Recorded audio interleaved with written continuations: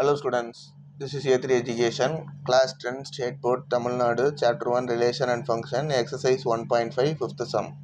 Let ABC வந்து natural number, ஓகேவா? இது அப்படியே சொல்ல எப்பயுமே நம்ம கொஸ்டின் பேப்பர் பார்த்தோன்னா ஆன்சர் பேப்பரில் நம்மளுக்கு என்ன எழுதணும், இந்த ஸ்டெப், இந்த கொஸ்டினுக்கு என்ன தேவைன்னு தோணுதோ அதை அப்படியே வந்து எழுதிடணும், ஓகேவா? நேச்சுரல் நம்பர் வேர் நேச்சுரல் நம்பர்ன்றது 1 2 3 அப் டு இன்ஃபினிட்டி, ஓகேவா? இது புரிஞ்சுல? தேர்ஃபோர் அவன் எஃப் ஆஃப் எக்ஸ் கொடுத்துட்டாங்கப்பா, கிவன்லேயே எஃப் ஆஃப் எக்ஸ் இருக்குது, என்னது 2x + 1. அதே மாதிரி ஜி ஆஃப் எக்ஸும் இருக்குது, therefore x².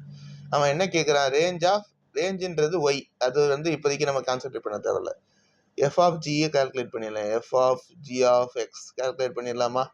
Which is F of G of எக்ஸ்ன்றது என்னதுப்பா, x². இதை எடுத்துகிட்டு வந்து இதில் போட்டால் 2x² + 1 புரிஞ்சு.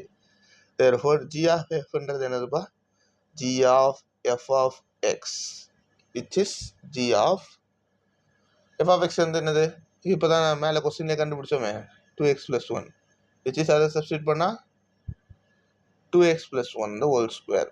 இதை நம்ம எக்ஸ்பேண்டும் பண்ணி எழுதலாம், 4x² + 2 × 2 4x + 1, ஓகேவா? இதை எக்ஸ்பேண்ட் பண்ணி எழுதலாம். தேர்ஃபோர் அவன் கேட்டிருக்கிறது the range of